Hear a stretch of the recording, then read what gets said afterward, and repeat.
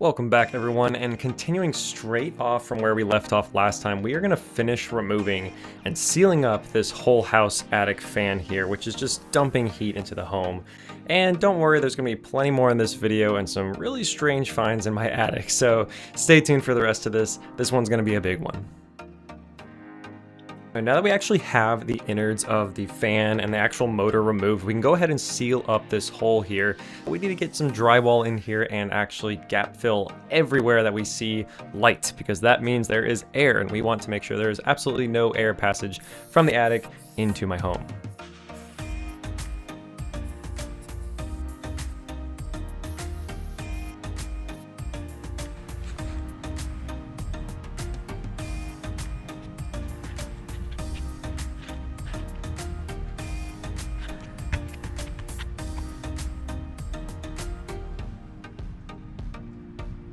And then we just gotta put a couple little bats of insulation over top of this area for now. We're gonna do the rest of the insulation later, don't worry, but for now, so this area isn't exposed drywall, I just bought some little bats of insulation that we can put over top of it.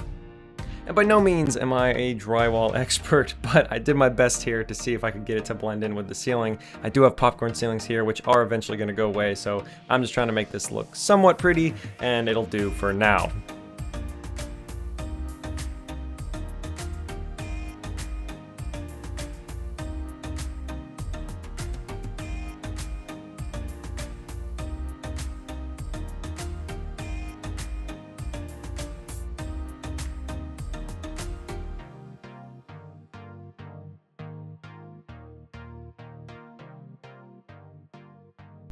What's up guys?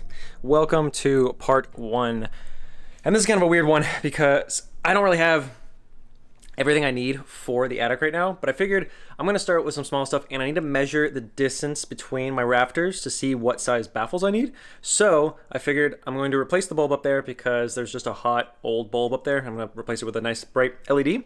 And then also let's go ahead and measure those baffles so that way we can measure the rafters so we can get the correct size baffles to upgrade that and make sure the ventilation is all good as well. This is not easy, but yeah, all right. There we go. And there's the light right now. You guys are gonna come with me. Here we go. So as you can see, it's actually raining. You can't see that, but at least makes it a little cooler up here. But I do have a light up here, which is nice. We'll switch right here. So let's go ahead and get that replaced. You guys aren't really gonna see it because I have to put the lights out. This bulb was barely on, and I can already feel how hot it is.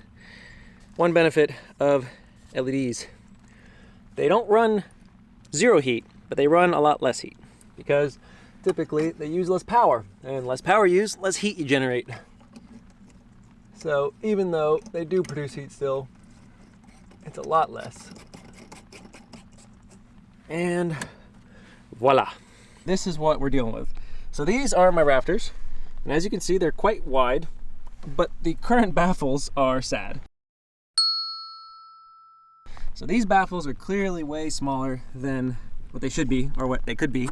And you can see even back there, they don't really even help the airflow because all the insulation is packed in there. Ideally what happens is these allow air coming from the soffit to easily come up here and vent the attic so it doesn't get as hot in here, and it removes all the moisture so you don't build mold.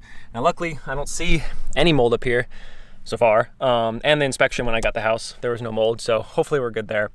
But I would like to at least ventilate my attic better. It could be like 90 degrees outside, but in here it can get to like 130, 140. So having proper ventilation can help a ton with that. And that means that all that heat now is less. That's less heat that can get into my house. That's less heat that I have to actually cool with my AC. So we are gonna go ahead and measure these to see if I can get the correct distance here to get better baffles, remove the insulation out there so that way we can actually get some air up here. Because these cardboard ones aren't doing it. Where'd my measuring tape go? Did I not bring it up here with me? Okay, make sure you bring up everything you need because I don't have my measuring tape. Got the measuring tape. See what we're dealing with here. We're dealing with total inside 22. Yep. I'll go ahead and talk about those after we get out of this attic because it's still kind of hot up here and not the most comfortable place to talk about baffles. So let's go downstairs.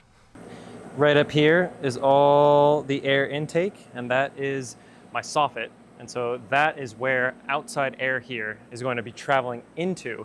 And then the baffle here will be inside the attic, and that's what's going to guide that air to actually go into the attic and not get stuffed with insulation before it even makes it into the attic. So that's the current problem we're having, is all the insulation is kind of pressed in that area, and the baffles are pretty tiny where there's no actual place for the air to go. So it wants to go through the soffit, but then it's just clogged and there's nowhere for the air to go. So this right here basically gives it that passageway. It gives it that area to flow through, so we actually get good airflow up into my attic. I'm actually going along and installing these after your house is built and all your insulation is inside is a bit challenging. As you can see here, I have to basically shove my body into these small little corners of the attic to get the baffle in there, and then basically get it behind all the current insulation, and I can staple it in place.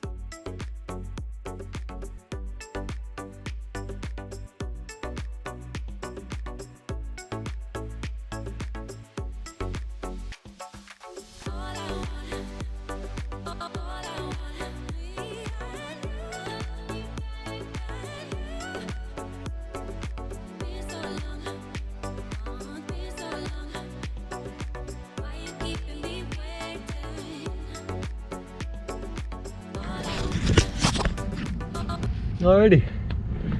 Honestly, I'm probably gonna do the rest of these alone. It is really hard to get a camera, especially way back there in those corners. So it's really not worth it.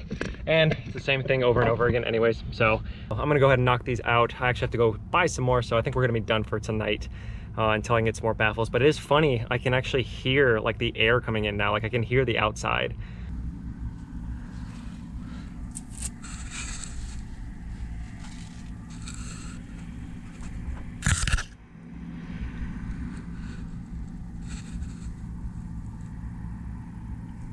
Before it was just so packed in some areas where you couldn't hear any airflow because there was no airflow. So yeah, ventilating your attic, very important. Gets all that hot air out and moving. So one step closer. Looking pretty good. I think we only might have like 5 or 10 more on the other side. And yeah, then we're done with baffles finally, and we can move on to the radiant barrier. I might even take a break here and do a little bit of the radiant barrier early where I can as I finish it up. So we'll see. Fixing up the attic is not exactly technology, but it is to me. You know, efficiency, technology. One day I hopefully want to get solar panels on here, so we got to make the house as efficient as we can first. But hopefully I'll be here for the whole ride there while we increase the efficiency of this house. And we're just gonna jump right into installing the radiant barrier. Now, if you guys wanna know more about radiant barriers, how they work, the efficiency and all that jazz, I'm just gonna go ahead and actually point you over to another YouTube channel. Attic Foil is where I bought this from, so atticfoil.com, but they have a ton of YouTube videos as well that just explain what it does, how to install it and everything in those regards. So go ahead and check that out if you're more interested in seeing what radiant barriers are about. But in the end, this basically reflects radiant heat from the sun off of my roof before it even hits my insulation. So again, just adding more efficiency to my attic.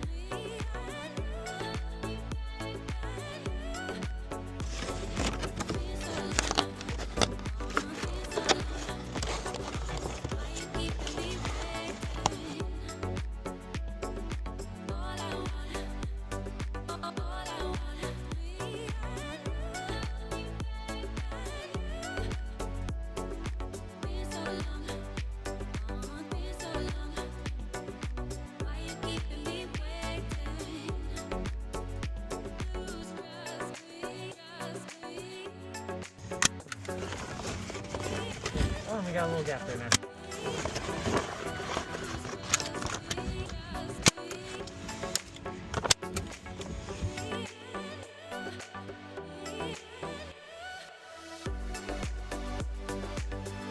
And for those last little bits in those tiny little areas, I just went ahead and took the remainder of the radiant barrier that I had and cut up these little sheets.